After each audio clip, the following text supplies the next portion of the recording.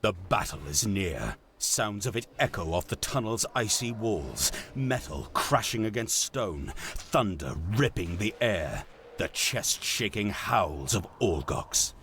Your breath is heavy as you follow your guide. Closer, closer, and then you arrive. But the middle of battle is no time to stand around. The Algox around you are locked in bitter combat. Spells shooting out with terrible quickness and heavy fists swinging. Immediately before you stands a final cluster of guards. Their faces twist in fury at the sight of your party, realizing from which direction you've just come.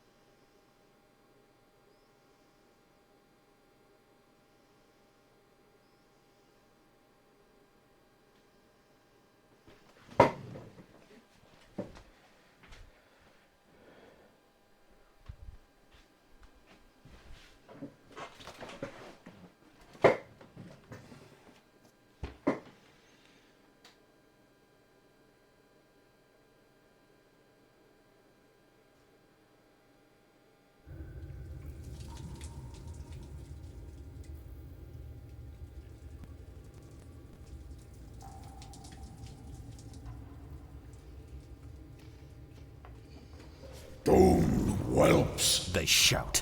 We will destroy you for this intrusion.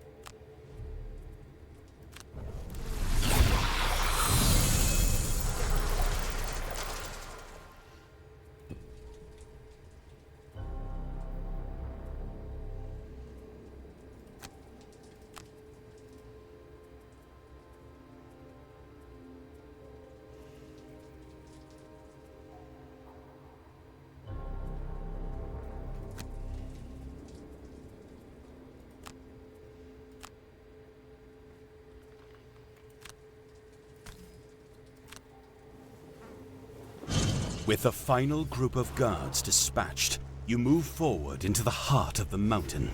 The central chamber opens like a cavernous maw, ice and blood and bodies writhing in battle. In the center of the room hangs an enormous shard of pearlescent ice, and for a moment, you simply stare at it. The shard rotates slowly in the air, held aloft by some otherworldly means. Clearly, a great power does reign here. Your Algox companion steps forward, drawing looks of both terror and relief from those already in combat. Her eyes move over the chamber floor and lock onto a large figure standing on the other side. A huge Algox who has just emerged from another passage. The Ice Speaker Chieftain. He tilts his head back and releases a long, wild roar. Your companion roars back, and the two chiefs charge and crash near the center of the room, blasting open a gap in the battle. Both are clearly more skilled than the other fighters, and each moves with a surety gained from authority. The Snow Speaker cracks her staff like thunder, and the Ice Speaker bludgeons the air and ground with brutal strikes. You only get a few moments to observe the fight before you notice that several of the combatants are waiting to see what you do. But you can afford to wait no longer. If you're going to buy security for Frosthaven, you'll have to help finish this fight. It's time to pick a side.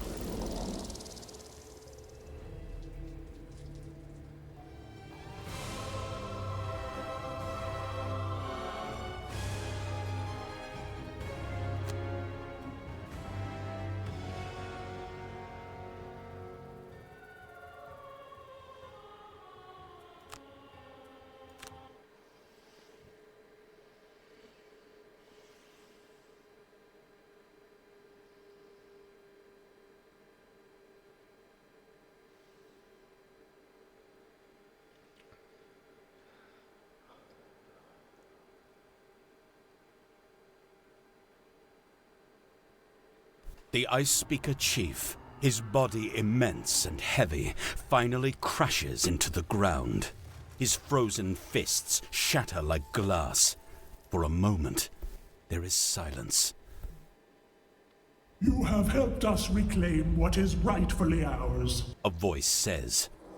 It's the Snow Speaker Chief, her brow bleeding, standing with the aid of her staff. Now, you must tell me why you did it.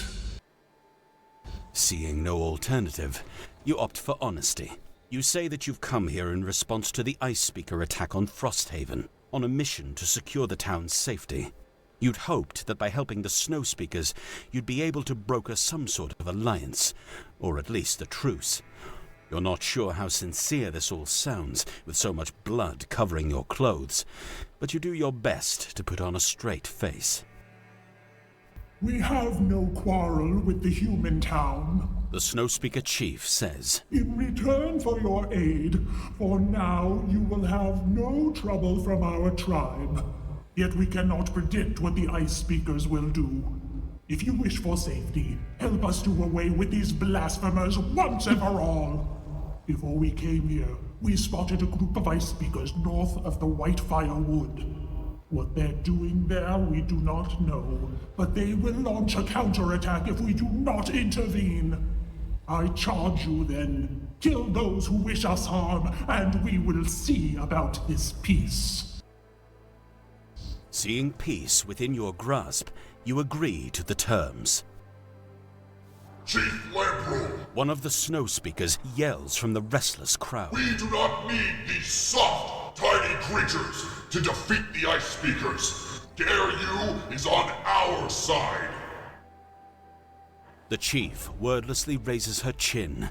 A menacing blue light grows around the tip of her staff, and the grumbles stop.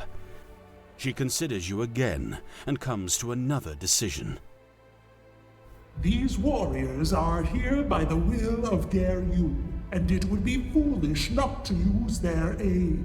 But one of our champions will aid them in this fight, as any good alliance requires both sides to be tested.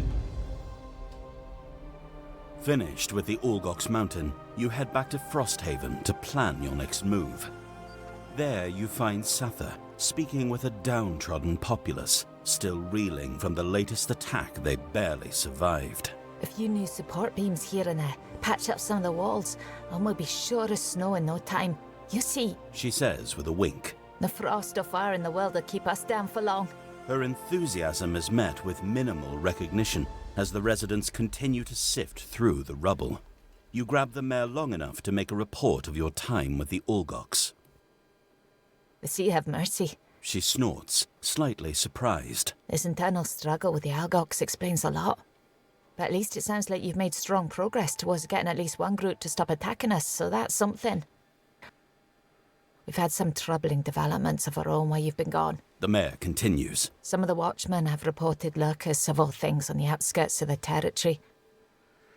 I reckon since you made it safely back to town, you might go out and check on those damn crabs for me. Better to get a handle on them before they show up at our door. She punches you on the arm and then begins to walk away. Oh, actually, She stops and turns back. there was one more thing. A scouting party came back recently and reported seeing some strange metal constructs marching through the wastes. The scout tracked them east through the Whitefire Wood and then into some frozen valley, but couldn't follow them beyond that. So you might as well have a look at that too. You rub some of your bruises from the Algox altercation and nod. Good. Sather chirps. And while you're doing that, we'll keep rebuilding the town. I'm sure you can already tell, but the north isn't exactly hospitable, so we need to get Frosthaven back on its feet as soon as we can. That means we need all the resources we can find. So while you're out there, see if you can collect some lumber, metal and hides to help us out. Oak willing, we'll be able to rebuild this outpost before winter, because if we don't, then there's no hope for any of us.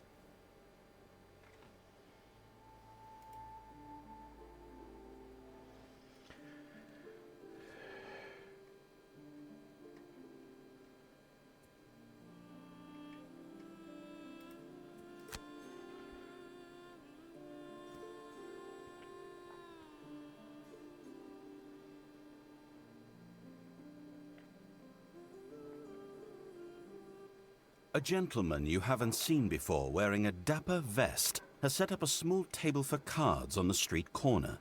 He beckons you over. 3-card Monty. Familiar? Simplest game there is. He pulls out 3 worn cards, frayed from use, and flips them upright on the table. You just need to watch the red queen. Ignore the spades. Just spot where she goes. Nice and easy. He flips the cards face down and with slow, deliberate movements shuffles their positions. With a flourish, he invites you to pick where the queen wound up. You point to the queen.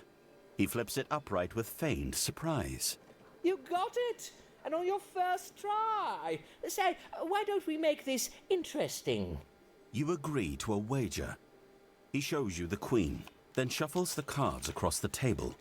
Tell you what, let's make it even simpler. I'll remove this one here. He plucks a card off the table, showing it's a spade. That leaves just 2 cards. Which'll it be? You're sure you followed the queen to the spot on the left?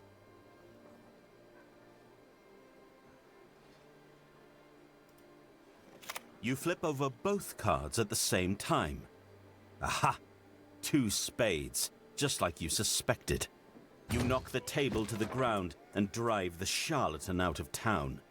Sometimes the only way to beat a cheater is to beat them at your own game. Looks like he left behind a pouch of something.